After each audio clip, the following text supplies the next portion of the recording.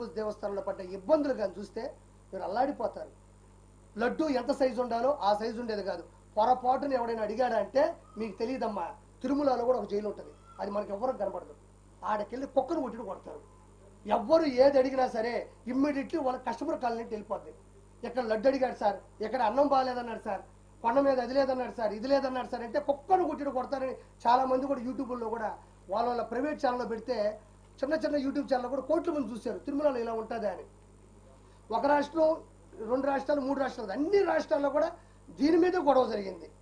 ఈరోజు దేవుడి దయ వల్ల వెంకటేశ్వర స్వామి ఆయన కాపాడుకోవడం కోసం కేవలం తిరుమలలో అన్ని విధానాలతో పాటు లడ్డుకు సంబంధించిన విధానాన్ని కూడా ఈరోజు తెలియడం, ఈరోజు కర్ణాటక కానించి, మహారాష్ట్ర కానించి, పూణే కానించి, ఢిల్లీ కానించి, ఆంధ్రప్రదేశ్ కానించి ఎక్కడ పెట్టినా దీని గురించి హిందూ మతస్థులంతా గొడవలు పెట్టుకుంటున్నారు. కేవలం ఏంటంటే ఆయన క్రిస్టియనిజం బతకాలా, 7 కొండల మీద వెంకటేశ్వర స్వామి ఉండకూడదు, ఇదేదో భలే ఉంది, క్రిస్టియనిజం పెంచాలంటే 7 కొండల మీద మన దేవుడిని కూడా ఈ మధ్యన చూస్తున్నారు మీరు. హిందువులు దేవాలయాల్లో జీసస్ను పెట్టడం, ఆయన మీద శ్లోకాలు రాయడం, పాటలు పాడడం, కోలాటాలు చేయడం చూస్తున్నారు ఈ మధ్యన మీరు.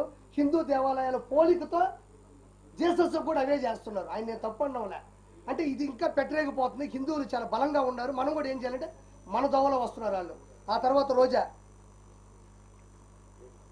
రోజా మాట్లాడుతూ మా వాడిపోయిన రోజా, మా సిగ్గులోని రోజా, డబ్బుల కోసం కకృతి పడే రోజా, ఎంతటికైనా దిగజారిపోయే నగిరి రోజా గురించి ఈరోజు మాట్లాడాలా. నిజంగా చెప్తా ఉన్నా, ఒక రోజుకి 75 లక్షల రూపాయలు వైవి సుబ్బారెడ్డి, నగిరి రోజా కలిసి షేర్ చేసుకున్నారు. ఇది వాస్తవమైన పాట, మీరు కూడా షాక్ అవుతారు. 75 లక్షల రూపాయలు తిరుమల తిరుపతి దేవస్థానంకి గూడ్స్ బండి ఒకటి వేసుకెళ్తుంది. నా అంతటి లేదు తాళ్లపాక అన్నమయ్య, ఆయన ఎట్టలేడు కింద నుంచి. మీరు అన్నమయ్య సినిమా చూస్తే నాగార్జున గారి క్యారెక్టర్ అది, తర్వాత రోజా క్యారెక్టర్ అది. వెళ్ళి రోజుకి 75 లక్షల రూపాయల వైవి సుబ్బారెడ్డి, రోజారెడ్డి ఇద్దరు కలిసి పంచుకున్నారు. ఆ తర్వాత ఈ మనిషి ఏది పేపర్లో రాసిస్తే అదే చూసి చదవడం అనేది రోజాకి బాగా అవసరం. నిన్న కూడా మాట్లాడుతూ ఉంది, నేను ఒక తిరుపతి అమ్మాయిగా అనింది. మా అమ్మ వయసు ఉంటుంది ఆవిడికి, మా అమ్మ వయసు రోజాకు ఉంటుంది, తిరుపతి అమ్మాయి అంట. ఇంకా మీకు వయస్సులు కావాలా, నాజూకుతనాలు కావాలా? ఇదే మీది. ఇప్పుడు ఒకరిని ఆంటీ అంటాం, ఒకరిని అమ్మాయి అంటాం, ఒకరిని చిన్న పిల్ల అంటాం, ఇంకొకరిని వృద్ధురాలు అంటాం, వృద్ధాప్యం అంటాం, వయసుకు వచ్చింది అంటాం. ఇది మామూలుగా మనం మాట్లాడే మాటలు. ఈవిడ అమ్మాయి అంట. మా అమ్మ వయసు ఉంటుంది 2 సంవత్సరాలు, మా అమ్మ కన్నా పెద్ద ఉంటావు నువ్వు, ఓబరకాయ మొహం ఒకటి వేసుకొని. నేను తిరుపతి అమ్మాయిని అంటే తిరుపతి అమ్మాయి అనేది ఏమన్నా ప్రొఫెషనల్లా, అదేమన్నా కోర్సా? నువ్వు అమ్మాయి అని చెప్పడం వల్ల నువ్వు సంపాదించిన 3,000 కోట్ల రూపాయలు ఏమన్నా తెలవన కనపడకుండా పోతాయా? లేకపోతే ఈ రోజు ఇష్యూ వచ్చిన తర్వాత నువ్వు అమ్మాయిని గుర్తుకొచ్చిందా? నువ్వు ఏ రోజైనా ఓకే నగిరి రోజా అమ్మాయి నేను ఒప్పుకుంటున్నా, ఏ రోజైనా నీ అమ్మాయి అనే దాంట్లో ఆడతనం జనాలకు అర్థమైందా? నువ్వు ఆడ మనిషిలా ఏ రోజైనా మాట్లాడినావా? ఒక ఆడ మనిషి ఎలా అనుకోగా ఉండాలో, ఎలా నెమ్మదిగా ఉండాలో, ఎంత స్థిరత్వంగా ఉండాలో, ఎంత నిశ్చలతనంతో ఉండాలో రోజా ఏ రోజైనా ఆంధ్రప్రదేశ్ కానీ ఉభయ రాష్ట్రాల్లో నగిరి కావచ్చు, చంద్రగిరి కావచ్చు, ఎక్కడ నిలబడినా కూడా పవన్ కళ్యాణ్ గారిని పట్టుకొని గాడిద. ఒక ఆడపిల్లకు ఉండేటువంటి అనుకువ నువ్వు ఎవరికైనా ఇన్స్పిరేషన్గా ప్రపంచం. నిన్ను నేను తిట్టిన ప్రతిసారి చూస్తా కింద ఒక్క బ్యాడ్ కామెంట్ నా మీద ఉండదు. ఇది నీ బతుకు. రోజా గురించి విమర్శించిన ప్రతిసారి, రోజాని నేను ఎదిరించిన ప్రతిసారి కోట్ల మంది చూస్తున్నారు. ఎందుకంటే నిన్ను తిట్టడం వాళ్ళకి ఇష్టమేమో, నిన్ను ప్రశ్నించడం వాళ్ళకి ఇష్టమేమో, నిన్ను నిలదీయడం వాళ్ళకి అంత ప్రేమేమో. మరి నన్ను తిట్టాలగా?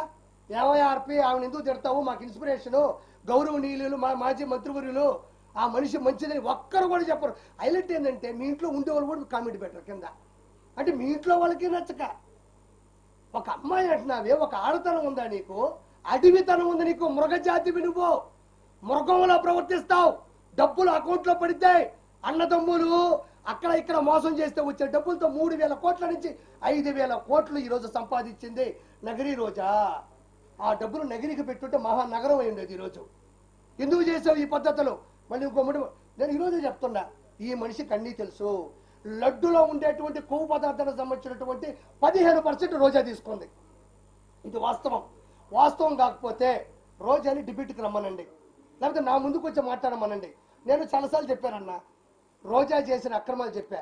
ఎక్కడైనా గుర్తుపెట్టుకోండి, నేను ఇది చెయ్యలేదు అని ఒక స్టేట్మెంట్ ఇచ్చిందా?